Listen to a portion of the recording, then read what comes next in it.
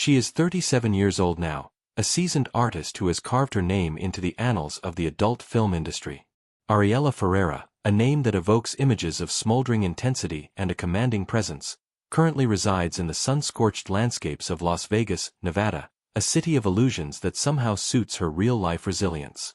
While precise figures are notoriously guarded, industry insiders estimate her annual earnings to be in the ballpark of $300,000 to $500,000, a testament to her longevity and business acumen in a fiercely competitive field.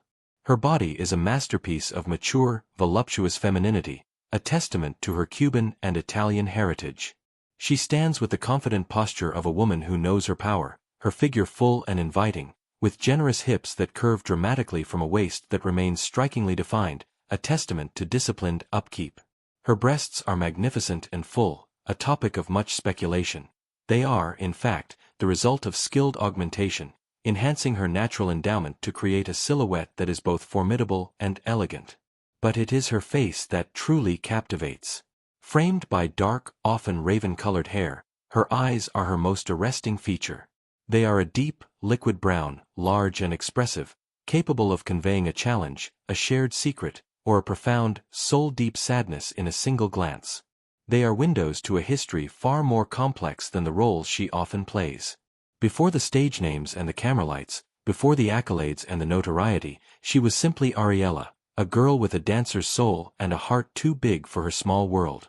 Her story, the one not logged on film databases, begins in the humid, rhythmic heart of Miami.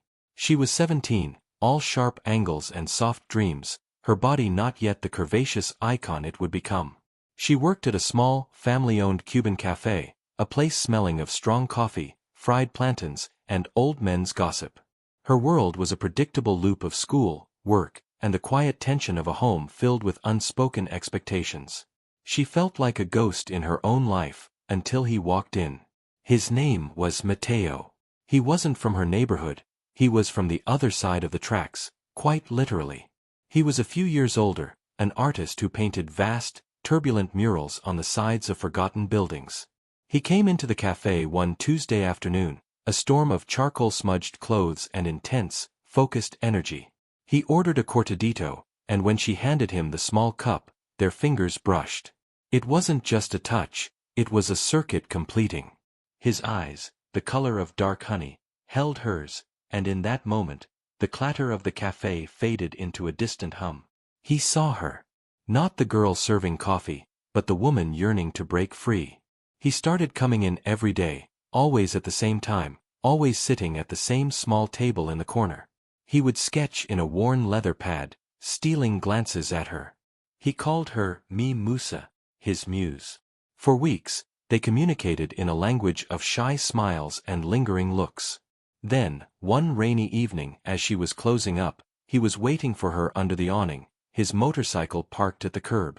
"I want to show you something," he said, his voice a low rumble that competed with the thunder. Without a second thought, a recklessness she never knew she possessed, she climbed on behind him, wrapping her arms around his waist. He drove them to a derelict warehouse district. On the vast blank brick wall of an abandoned factory, he was painting a mural.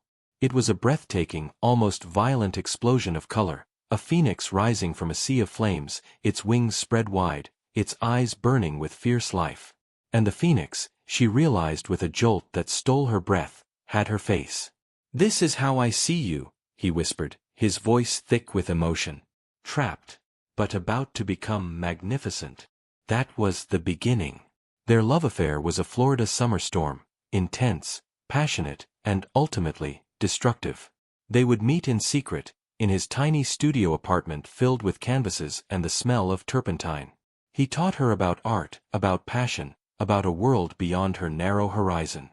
He sketched her for hours, not as a sexual object, but as a subject of profound beauty and depth.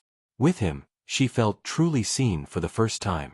She was the hidden masterpiece he was determined to unveil to the world, and to herself. But their worlds were on a collision course. Her family, traditional and protective, would never approve of a struggling, older artist from a rough background. His world was one of chaos and creation, of late nights and uncertain tomorrows. The pressure built, a slow creeping tide of reality threatening their perfect, private island. The inevitable explosion came on a sweltering night. Her father, having grown suspicious, followed her. He found them at the studio, wrapped in each other, lost in a world of their own making. The confrontation was ugly, filled with shouted accusations and bitter tears. Matteo, proud and fiery, refused to back down. He pleaded with her, his eyes begging her to choose him, to choose their life, their art, their future. But she was young, and the weight of family duty and fear was a chain she couldn't break. With a heart shattering into a million pieces, she looked at him, at the beautiful, desperate hope in his honey-colored eyes, and she walked away. She left him standing in the doorway of his studio, the half-finished portrait of her on the easel inside, a ghost of what could have been. It was a clean, brutal cut, the kind that never truly heals. She buried that part of herself, the girl who was a muse, and tried to become the woman her family wanted. But the fire he had lit in her would not be extinguished. It smoldered for years, a dormant volcano, until it finally found another outlet, in another city, under the bright, unforgiving lights of a different kind of art.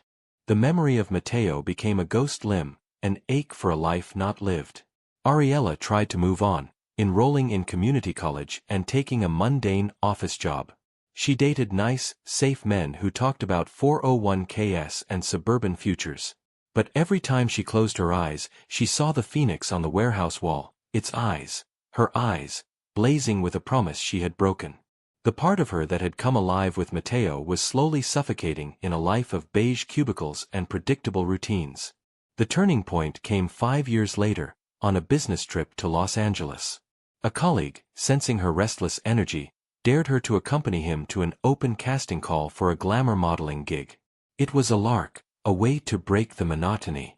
Standing in a line of dozens of other women, she felt a strange sense of detachment.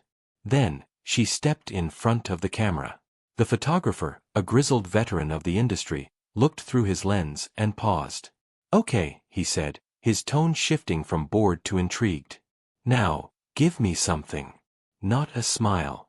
Give me a story." And in that moment, Ariella didn't think.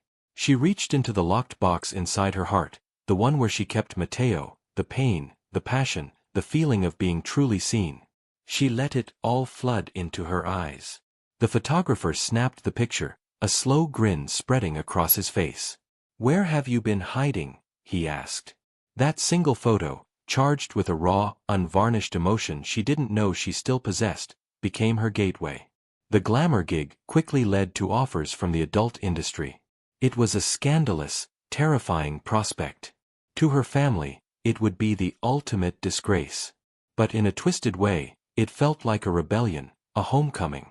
It was a world built on the physical, on the very body Matteo had taught her to see as a work of art. It was a perverse way of reclaiming the power she had relinquished when she walked away from him. She created the name Ariella Ferrera, a name that sounded strong, exotic, and untouchable. She underwent the breast augmentation, not just as a career move, but as a final, definitive act of sculpting her own identity, of becoming the phoenix he had painted, transformed, magnificent, and risen from the ashes of her old self. The industry was brutal. There were moments of profound loneliness, of exploitation, of wondering if she had simply traded one cage for another. But there were also moments of strange empowerment. On set, in front of the camera, she was in control. She learned to wield her sensuality like a weapon and a shield. The eyes that had once captivated Matteo now captivated a global audience. She became known for her intensity, for a performance that felt less like acting and more like a raw, emotional unveiling. She was successful, building a brand, earning a living that her office job self could never have imagined. Yet, the ghost of Matteo lingered. She would sometimes search for him online, finding traces of his career. He had become moderately successful, his murals now sought after in trendy art districts. He was married, she discovered with a pang that was both bitter and sweet, to a woman who looked nothing like her. Life had moved on. She convinced herself the chapter was closed, a bittersweet memory from a forgotten youth.